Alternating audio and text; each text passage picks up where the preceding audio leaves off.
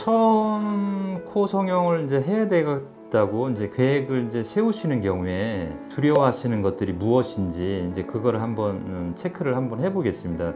첫째는 수술 도중에 그 통증은 생각보다 그렇게 큰 두려움 없이 일반 환자분들이 수술하시더라고요.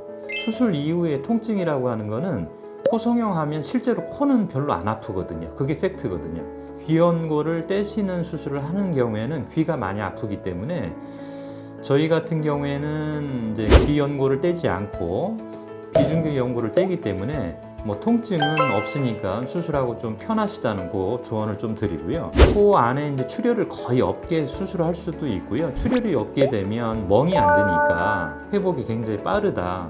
그래서 가장 작게는 한 5일 정도 이렇게 치료 기간이 짧다는 거 그거 조언을 드리고요.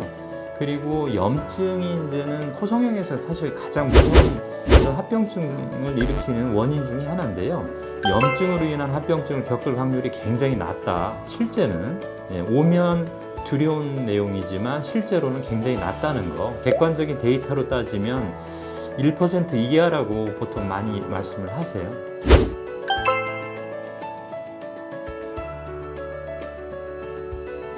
사람 골격이 개인마다 다 다르잖아요. 피부 두께도 다르고 코의 사이즈도 다르고 다양성 때문에 수술 전에 본인의 골격에 맞고 피부 상태나 연골의 크기 이런 거에 맞는 높이를 먼저 사전에 이제는 정확하게 아는 게 중요하거든요.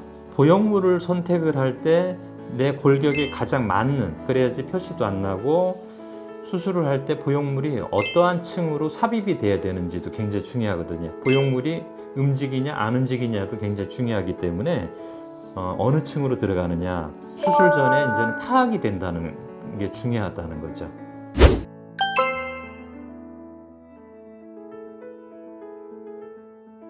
첫째는 내 코에 맞는 크기를 하시는 게 가장 좋다는 거죠.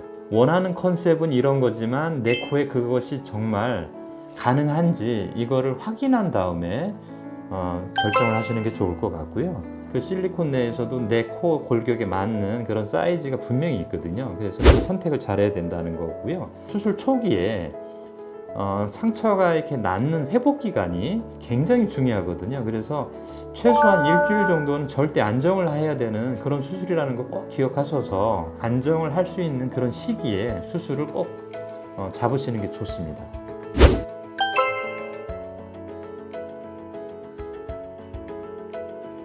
염증이 원인이 돼서 코가 이렇게 들려지는 이 구축코가 왔다든가 아니면 염증이 아니어도 시간이 장기간 지나면서 이 보형물의 길이가 짧아지는 그런 구축코가 온 경우에는 분명히 이거는 재수술을 해주셔야 되고요. 보형물이 휘어 보인다.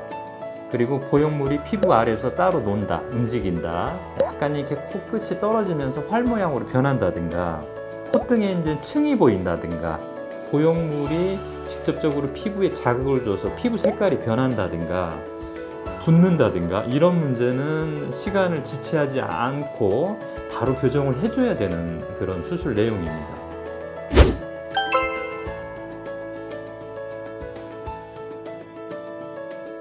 만족도라는 거는 사실은 이 객관적인 사실로 수술적인 것으로 해결이 될 문제인지 확인하는 게 중요하죠.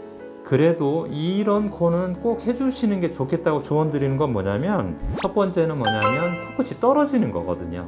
시간이 지나면서 그 보형물이 자꾸 이제 연골을 누르기 때문에 코끝이 떨어지는 코가 됐는지 이 경우에는 코끝을 조금 높였으면 하는 생각을 갖고 있는 분들은 수술하시는 것도 괜찮다고 저는 생각을 하고 있고요.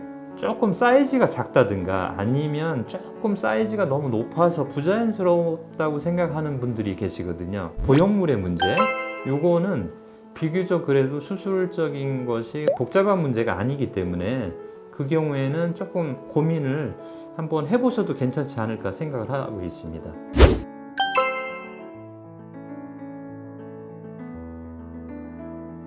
모든 환자들한테 공통적으로 꼭 지켜야 되는 그 기준이 있습니다. 그래서 그거를 잠깐 조언을 드리면 첫째는 코 시작점, 그러니까 눈 사이 미간에 그 보형물의 크기가 적당해야 되고요. 그렇게 돼야만 눈 사이하고 이마 이 부분에 보형물의 윤곽이 표시가 안 나게 되고요.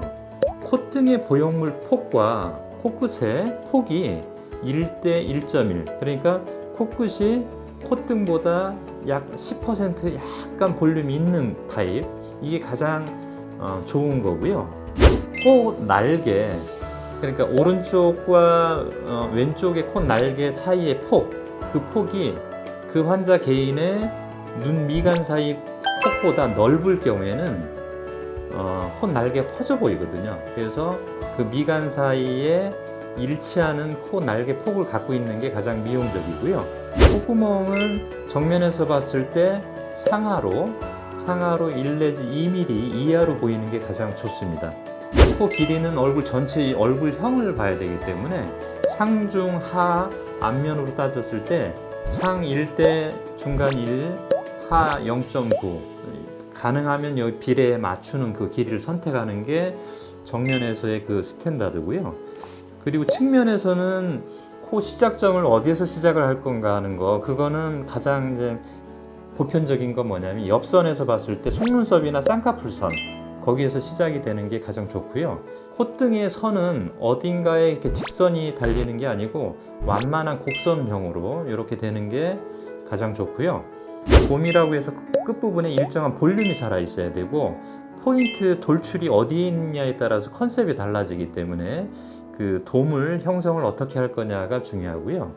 코 기둥도 우리가 입술과 그 기둥이 만나는 각도가 있거든요. 그래서 이걸 비순윤곽이라고 하는데, 이것이 남성은 90도, 여성은 95도 이상, 여기 각도와 코끝에 이어지는 기둥의 이 곡선이 완만한 이런 각도가 이렇게 형성이 되는 게 가장 이쁜 코 끝 모양을 이제 만들어낼 수 있고요. 얼굴 측면에서 봤을 때도 이제는 이렇게 이마나 턱의 돌출도 보지만 이 길이도 이제 중요하니까, 아까 말씀드린 것처럼 1대 1대 0.9 이거에 이제는 스탠다드에 가능하면 조금 들어갈 수 있게 길이를 선택하는 게 좋습니다.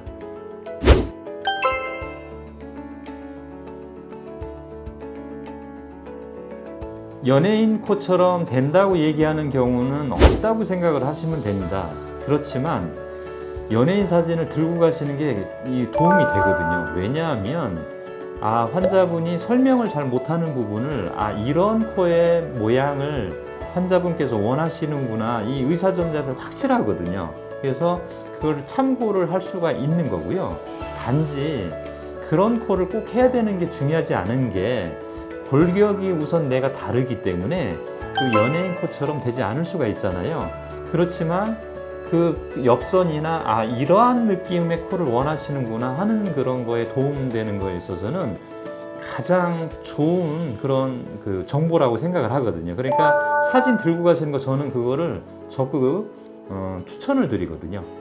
그 사진을 갖고 가시잖아요. 그러면 실제 똑같지는 않아도 그런 컨셉을 만들려고 목표치가 설정이 되기 때문에 비슷한 코가 되는 거죠.